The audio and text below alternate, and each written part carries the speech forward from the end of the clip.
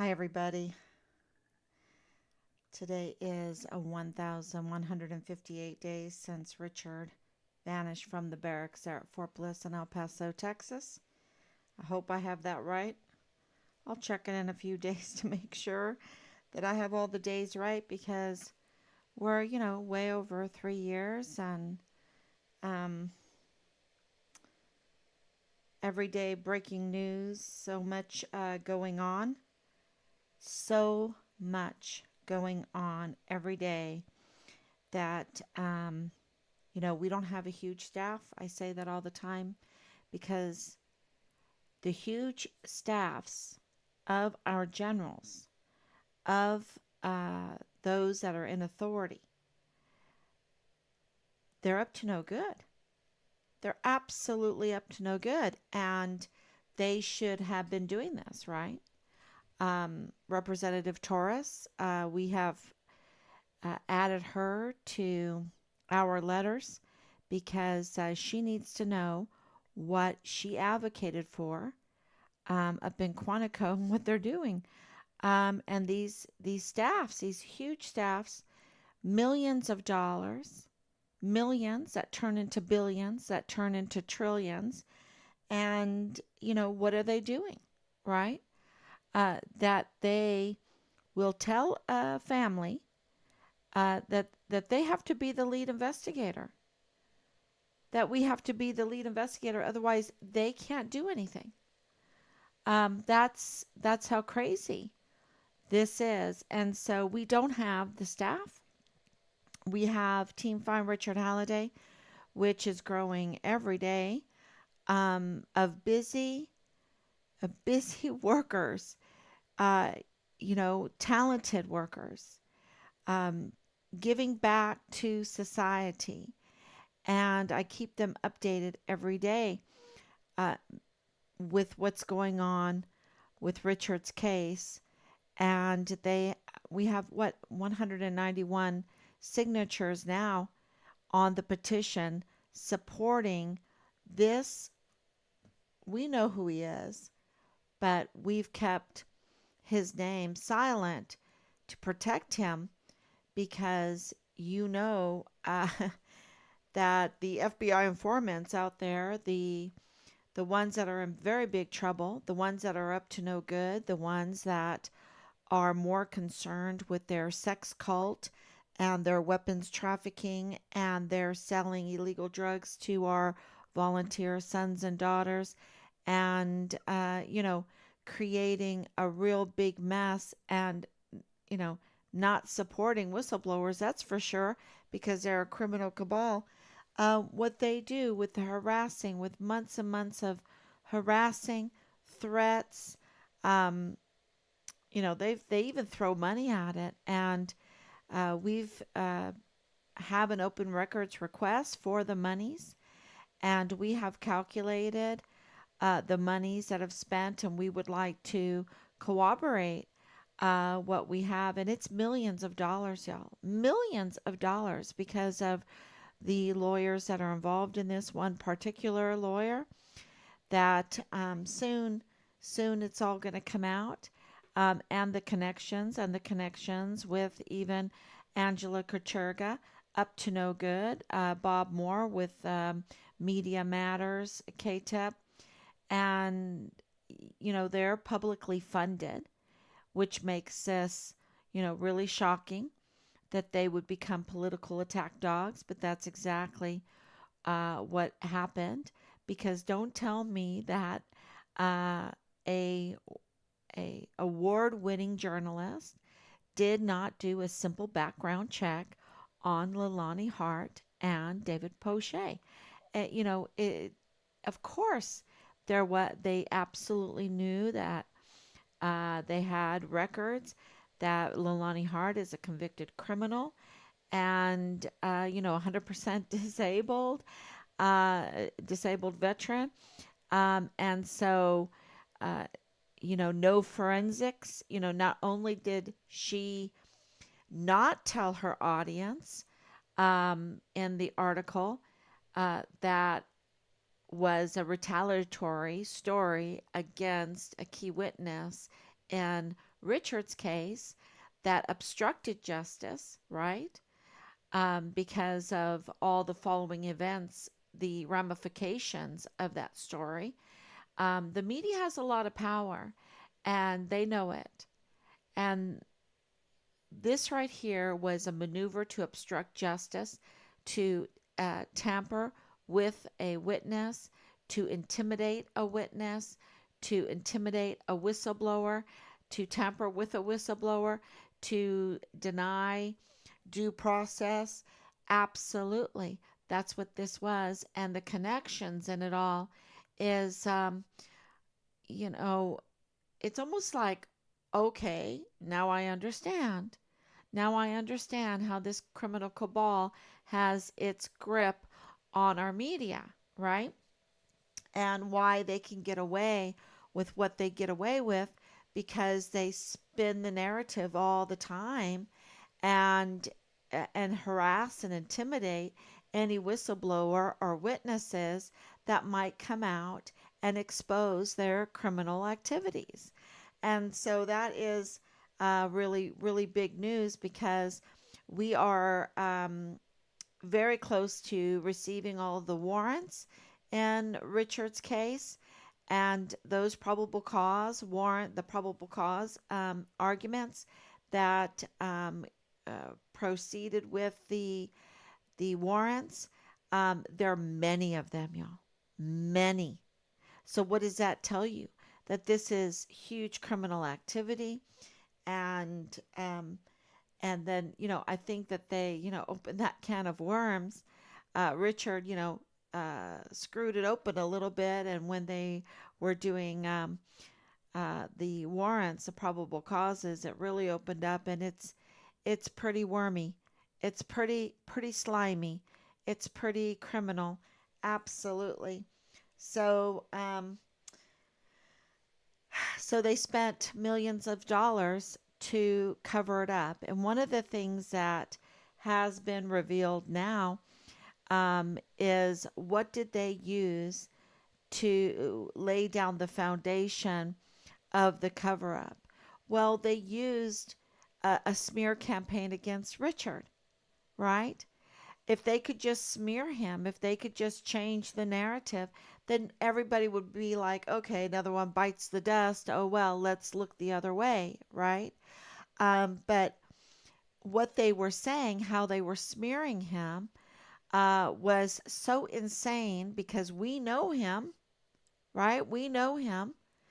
And we have presented him to you with the Distinguished Honor Graduate video for his cycle and basic training in AIT with all of the photos.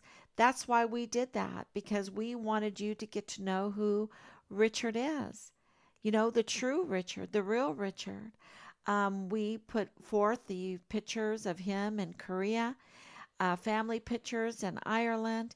The one family video, and I need to put it up again, is us in our backyard in Ireland, where it's a beautiful day, gorgeous day, and the guys are shirtless with their long pants on and their wellies.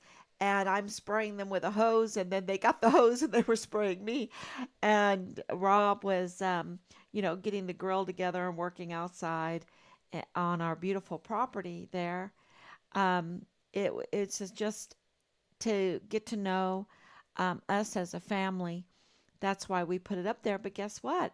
It got reported because the guys were topless in it. I guess they've never watched Top Gun, right? They've never watched the new Maverick movie. They can't handle it. They're predators and they go after children and they want child porn, but yet they will block, they will report, they will shut down a beautiful family video that is wholesome, fun, and on a beautiful day in Ireland, beautiful day and at Drumroe in County Longford, Ireland. Um, yeah, that's these people. They don't want you to know who we are and who Richard is. They want to start a smear campaign, and we put forth even Richard's Christmas tree. Remember that? We um, we have his Christmas tree and his ornaments, and we put forth just a, a beautiful video that Allison made, uh, about our family and about Richard.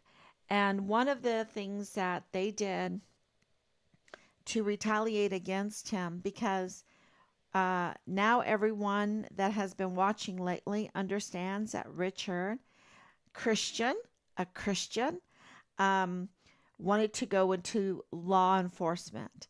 And, he was, aspired. He knew that if he was going to go into law enforcement, I mean, if he was going to do that in the military, at least he thought so. He thought this is how it worked. He didn't realize you had to be some kind of predator criminal to be in the CID. He thought you had to be an upright, hardworking, aspiring volunteer soldier. And so he worked very hard in basic training in AIT and became number one. He was number one graduate, distinguished honor graduate. And then he went to his unit. He was the guidon bearer. He also got combat life saving, which is, to honor his father, being a PA. Rob was a PA, and he ran many of those combat lifesaver um, qualifications, right? He did that. He would put that together when he was in the military, to make everyone a medic, right? A little minor medic, a little minor medic. So Richard went and got that early on, and also pursued law enforcement. And I even talked to Special Agent Soto when he was there, but he's been demoted. Um, obviously, and needfully, rightfully so. But when I would talk to Special Agent Soto at the CID there at Fort Bliss, I said, and we have this inquiry from Richard into going into the CID. Do you have that? And he's like, oh yeah, he uh, he inquired to go into the CID, and but then he didn't tell us. Oh, yeah, he was an intern in the CID. I knew him. He didn't say that.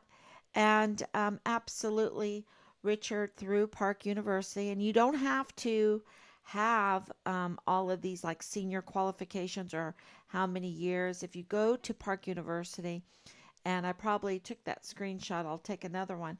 But if you go to Park University, you don't, you just have to get someone to to recommend you for it.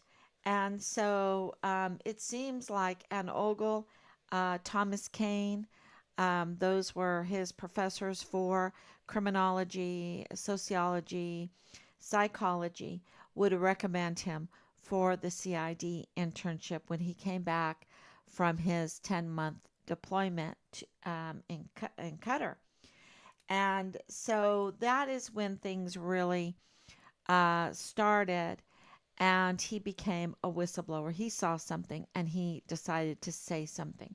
And of course, it is about the weapons smuggling. It is about the the predator nature towards children and the child pornography. Um, and when they do, okay, I'll just stick with what I want to say. My mind was going down a rabbit hole. Um, so, he absolutely saw the narcotics trafficking. And so he said something. And he became a whistleblower at that point. And whistleblowers are those that are inside the agency, the organization, that are exposing wrongdoing, criminal activity. And that's what a whistleblower is. I couldn't be a whistleblower because I'm not in that system. I'm not in that organization. I'm not in that agency to report the wrongdoing. I'm a civilian reporting the wrongdoing in our son's case, absolutely. Um, but Richard was a whistleblower, and because they have no, they can't just quit their job.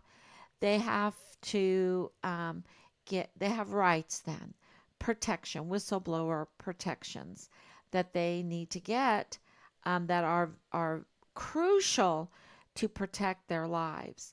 And that's why we have so many that have been suicided, that have been killed, that have been retaliated against severely and continuously. It's not just Richard. It's many whistleblowers like Vanessa Guillen, like Austin Hawk, and I could name many, many more. And lately, my mom's like, "Where are they lately?" I said, "They're hiding a lot of what's going on lately." But, we do know there was a 14-year-old girl living in the barracks, being prostituted out in the barracks every night. And from The Sound of Freedom that it's not just one time a night. These children have horrible lives and suffer unimaginable. To have those kind of nights, it's how can you recover from that? Only by the grace of God, right? So it is these predators in our top agency positions. Like, I want to know who this Lavia is. Lavia, that who is that Lavia name? I don't know. Checking that out. There's several different names that are popping up, but so you have the names of Bernabe, Lieutenant General Bernabe. You have the names of Lieutenant or General McConville, who's out now, right? He made an exit. But you know what? He needs to be arrested. Okay, he needs to be arrested. And um, yeah, and Mealy with him. And we'll see what's going on with Donna Martin because she's in charge of the IG. She was in charge of the CID, and now she's in charge of the IG, the Inspector General. Um, wow. And these people, these generals, they absolutely knew that the smear campaign against Richard was just that, a fake smear campaign, because they had access to Richard's life. Okay, they had access to our life, and they met with us many times, and they absolutely knew that this was a smear campaign. And so McGee, SJA McGee, which is the lawyer, I think he was a lieutenant colonel or colonel. Anyway, I have to ask my husband, McGee. Um, so yeah, we we have a nickname for him, but SJA McGee. And if the nickname slips, then you'll know it's a nickname for him. But anyway, so he was the one whispering in Lieutenant General Sean Bernabe's ear all the time, or making Bernabe's mouth move, whatever you want to say. Because one thing that I learned through all of this is that these generals don't do anything without being told by a lawyer, without being told by an SJA. And Lieutenant General Bernabe even admitted that out loud. So, which is why do we have generals then? Why don't we just give the stars to the lawyers, right? And save us a bunch of money with these generals, because they can't do anything without um, the lawyers. It's anyway. It's just a thought. I know it's kind of ridiculous thought, but it's a thought because it all seems so insane to me, such a waste of money, everything. Um, and it still does, even more so now, even more so. Um, so what these generals have, what they have known, is that the smears on Richard were absolutely just that, smears. That they were false, that they were groundless, and that those lies cannot live forever. The lies don't last. The truth is what lasts. And that's why I decided to share just some personal photos today. And I'll even share it here. Let's see. Let's see. There it is. Yeah. Um, yeah. Okay, so I just took these photos. And the reason why is because, as you might know, um, my son-in-law, one of my son-in-laws is Korean, and they celebrate Chuseok. Chuseok is Thanksgiving in South Korea, and it's coming up. And it's because it's celebrated on this full moon, the full moon after the autumn equinox.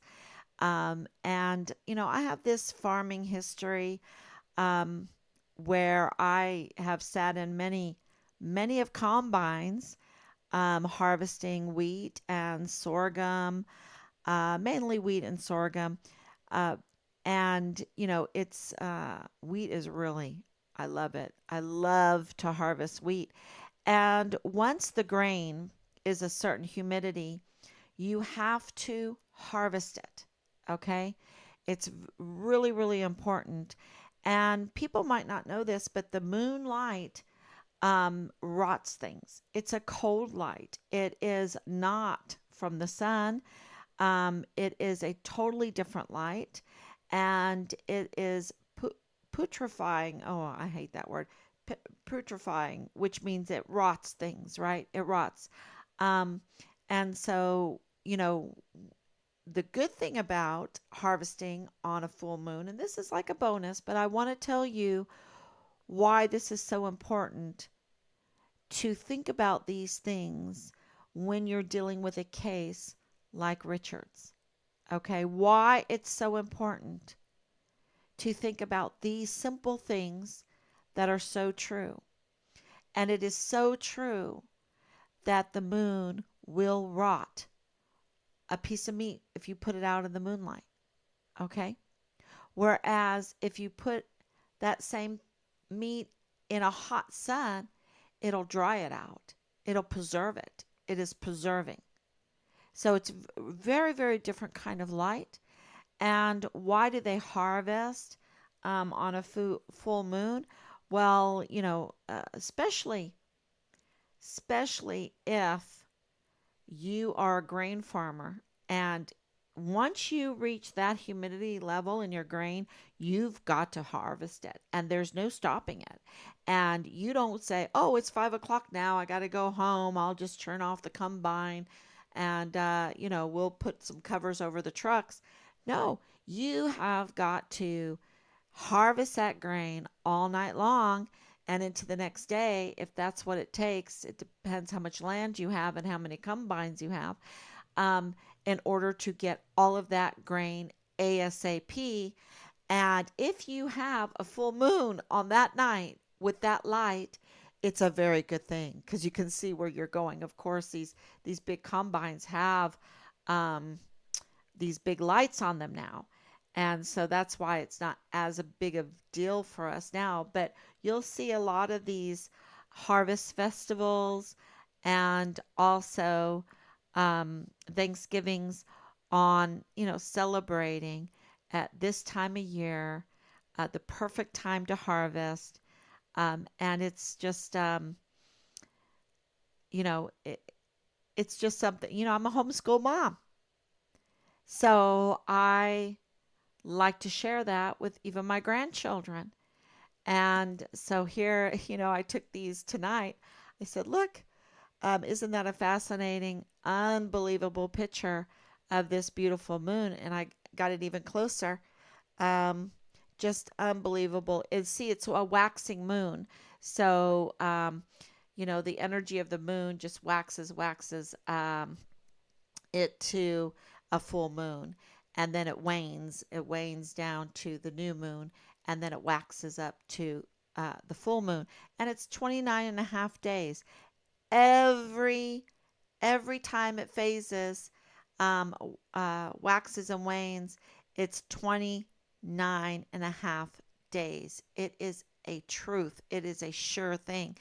And the moon that I saw today in that position, that height, that size, um, that kind of shine, everything about it will once again appear in that same space. It's called a self same day moon in 19 years because the metonic cycle is every 19 years. And it's a sure thing. It is a truth. And, you know, uh, we need truths that we can depend on. And so this is just such a wonderful way to get a skip in your walk, because we have, you know, this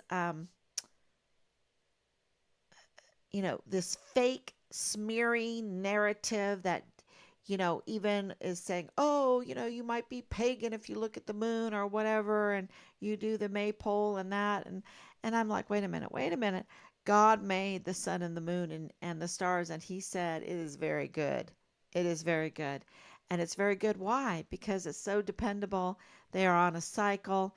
You know exactly when the eclipses are happening. You know exactly where the stars are going to be at. You can navigate according to the stars. They are a true clock for us, and much more. And I think it puts a skip in your walk, and it tells you that truth lasts, and truth conquers, and the lies like the smears on Richard, because of these truths being revealed, the truth of God, the truth of our salvation, the joy of our salvation, the sanctification, the sacraments, all of these things. Um, I was convinced with my husband, with Team Find Richard Halliday, convinced that the lies against Richard that we didn't couldn't quite figure out, because this is $1 million effort. Millions of dollars have been poured into this, and in this effort to smear Richard, cover up this code red crime, this murder crime. And it's not just a murder, it happened way before the murder. Okay. Richard's case file happened way before the murder. And, because he was a whistleblower, he was in that CID internship, and he saw something and he said something, and he whistleblew on the CID. Okay. On, and this is why this Lavia person is important here. Um, this is why the generals are important here, because when they started retaliating against him, one of the retaliations was the setup job on the DUI, the DWI. Okay. And that is such a great little false flag, right? That's such a great thing. You just have to have a corrupt canine cop, a canine cop, a family member. The Hart family, Leilani Hart, has a lot of connections. Okay. She's been there a long time. James Hart has been there a long time. Dallas Hart, a long time. And when all these connections come out, um, you will understand more. They have so many connections in that area, in El Paso, on Fort Bliss, and high connections because they've been there for so long, and they've been in law enforcement, and they've been in higher positions like, over the health board of the IDES, Pueblo, in the veterans, which is uh, the Veterans Disability Benefits Health Board. Um, so you can have a lot, you can wield a lot of power with that position, a lot of power, and you can get a lot of Uh, I mean, look at Command Sergeant Major Jakovitz. Go to El Paso, go to Fort Bliss, VA. His name is right there. So he got that sweet little job. And I'm wondering if he has a 10% privilege, right? And, it is shocking for me because he absolutely knew. He absolutely knew about the smears, and he absolutely knew that he participated in bringing young party girls onto Fort Bliss during the COVID lockdown.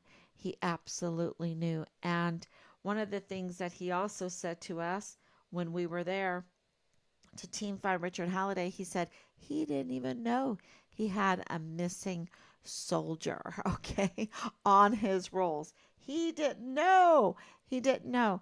Um, for a command sergeant major to say that, we all know that that is absolutely ludicrous. That he is, he was called out for that, and that he is just really, really um, cooked. Right? He's just cooked, and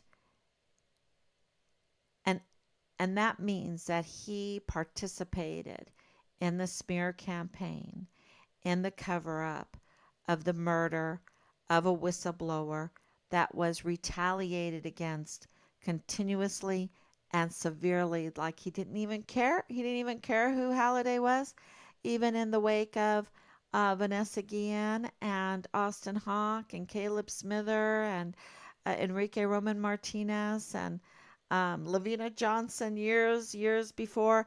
And, then all of a sudden Asia Graham comes right after um, all of this, and he gets this highfalutin job at the VA. That sounds like a dirty deal to me. It really does. Um, so, what does this mean? Because of the institutional support that we are getting now, which it's just coming in, and with the warrants and um, this information that an agreement had been made and is on record that July 9th, this is 2 weeks before Richard went missing in 2020. Okay, July 9th he went missing, July 23rd, uh, who knows exactly. And there was an agreement that the case against Richard, that was clearly a badly done setup job, clearly by the canine corrupt cop, um, was going to be dismissed. That decision was made July 9th, and they all knew it. They all knew it. And yet, they let us think that it was something there. They let us think because it was weaponized. The DUI was weaponized as the foundation of the Gomar, the foundation, an excuse for the chaptering. It was an excuse for the field grade Article 15 and all of the retaliation.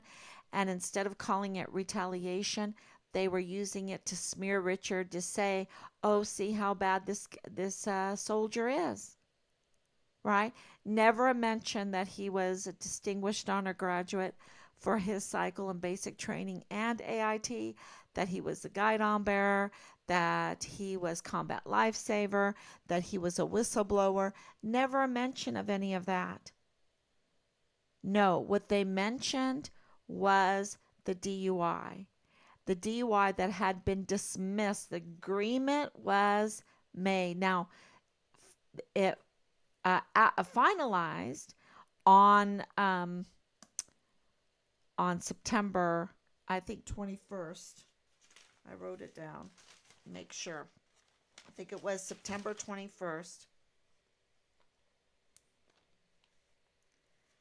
Yeah. Oh, 20th. September 20th, 2021. So more than a year later, they finally dismissed it. Okay, so September 20th, 2021, they finally officially dismissed it. But 2 weeks before, the agreement to have it dismissed was made and recorded. And so the SJA absolutely knew this. Clem Coward absolutely knew this. Lieutenant Colonel Michael Roddick absolutely knew this. Captain David Park absolutely knew this. And they had nothing. They had nothing. And so they kept up with their millions of dollars of corrupted support. You have to understand this is a lot, when you're smuggling weapons that are paid for by American taxpayers, you're making a lot of money because you don't have any costs, out of pocket costs, right? You're just you just have your time, and so you're smuggling these weapons, you're smuggling the equipment, you're smuggling the ammunition, and you're making a load of money. And in order to do that, you want the chief of security of Fort Bliss on your side, You want well, if you're doing the child pornography and the child trafficking along with it, you want the CYS administrator on your side, especially when they have all those unaccounted for minors, all those the children over there in the emergency intake center that have just come over the border, that have no parents with them. It's kind of like this Maui thing. Where are the children? Right? 85,000 unaccounted for children from the emergency intake center. And, so Richard definitely was blowing the whistle. It was very clear. And the narcotics, it's like, oh, yeah, okay, and narcotics too, you know, and narcotics too. So you're talking about a huge business plan, loads of money, and a lot of people, and that have been compromised by this. And so, the I'm sorry, but the generals, and I am sorry for this, that the generals are so compromised that I have to be a bearer of bad news when it comes to our military. But you see, the leadership it has to be said, because we have those like Richard that join, like Asia Graham, that join with so much excitement. They're so excited. They're young. They're full of vim and vigor. They're full of aspiring ideas, and they're ready to be trained. Some of them are up to no good, of course, because they're full of vim and vigor. I mean, everyone knows when you're 17 to 25, you can be up to no good. And you need good leadership. You need good direction. You need boundaries. And our leadership uh, is negligent and derelict on that part. Absolutely. And even worse, they take advantage of it and they groom them in their sex cults, and they sell them illegal drugs, and they take advantage of their youth, and, smuggle this equipment and weapons and ammunition right in front of them, and, maybe say, okay, I'll give you some bucks because your pay is so bad you have to go on food stamps. I mean, it really is diabolical, and everyone knows it and sees it. And my point is that Gomar, that field grade Article 15, the chaptering, had no grounds at all, and they knew it. They knew it because we have it on July 9th, 2020, that they knew it. And yet they weaponized it and went, shh, shh. Oh, they have his remains. Shh. Oh, yeah, they know that the case has been dismissed. Shh, shh. We'll keep it silent, and we're going to use it.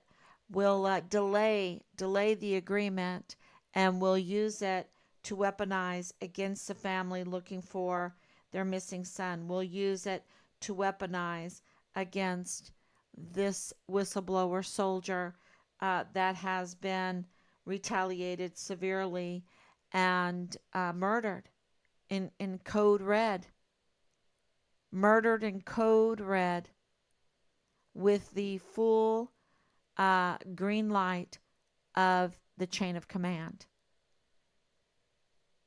Okay, because any chain of command that would see that agreement on July 9th, 2020, and if they were on the up and up, they would have clicked heels together to find Richard, and they would have never allowed the smear campaign.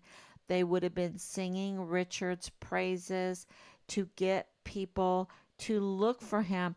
It's the same thing with any look at what they did with this man that was under the knee of the cop or whatever. All they did was try to sing his praises, and they suppressed his criminal history. And so because they were trying to make a point. And see, so this is what happened with Kacherga. She manipulated the truth. But like the moon, the truth cannot stay manipulated. It comes out. It comes out. And that's the hope. When you know that, you have a lot of hope, and you keep going, and you can be told all this nasty stuff, but you absolutely know that goodness wins. Goodness prevails.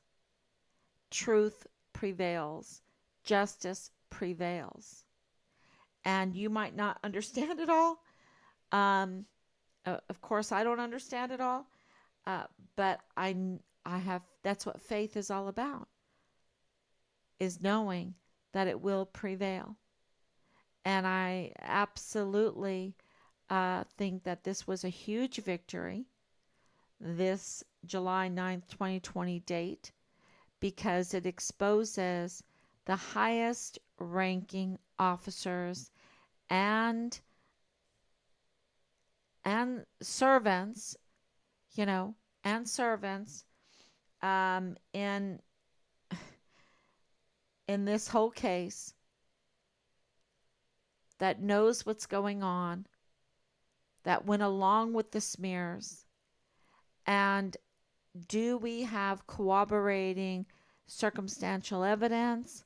Do we have corroborating evidence for it? Well, we know that in his archive, um, official file, there's they don't know anything about a field grade Article 15. It's gone. It's gone. And the chaptering is gone. Is gone. So that means, is this permanent, the permanency of the Gomar gone? I need to look at that. I need to ask my husband if the permanency of the Gomar is gone, because, the whole Gomar should be gone. And then they gave him 2 ranks, one in December of 2022 and again in April of this year, 2023. And so that is really a good example of lots of corroborating evidence that we have that shows that everything against Richard was a smear campaign. They don't have anything, anything. Um, and the truth is now coming out. So we have um,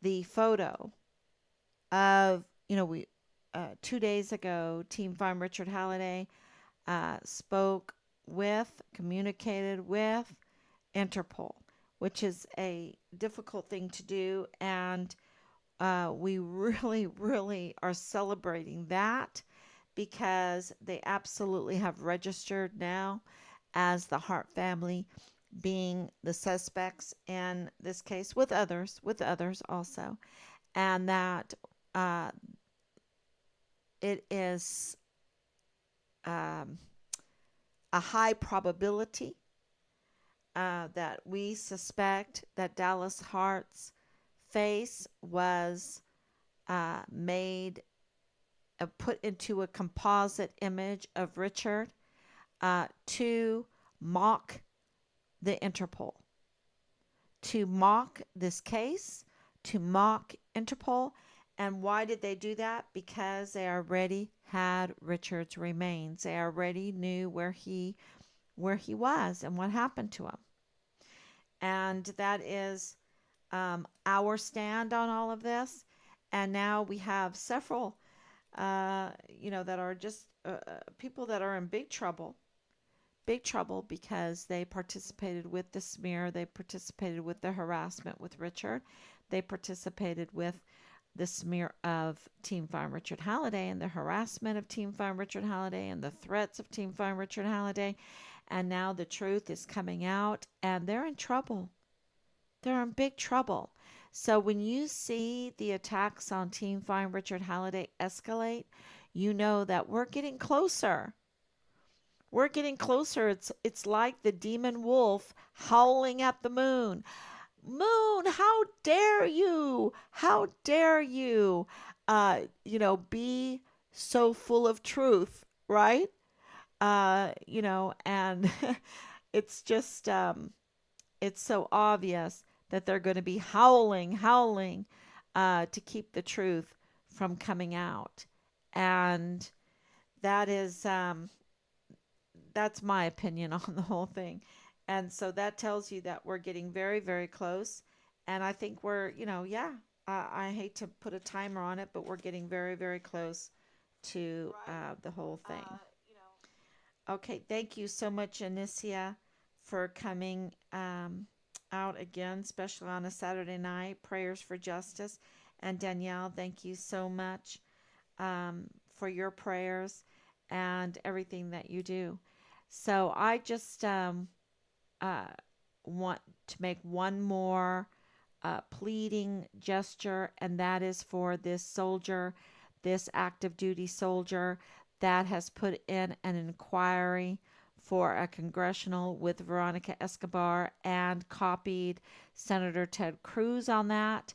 And that is going forward. It is moving forward, which is, he needs a lot of strength in this because of the pressure is incredible.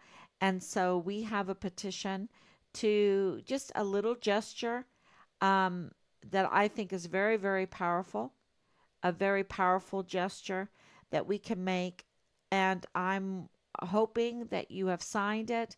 I'm asking that you sign it because it's something that every one of us can get behind with this active duty soldier. And then don't stop there. Campaign for signatures, as many signatures as you can for that.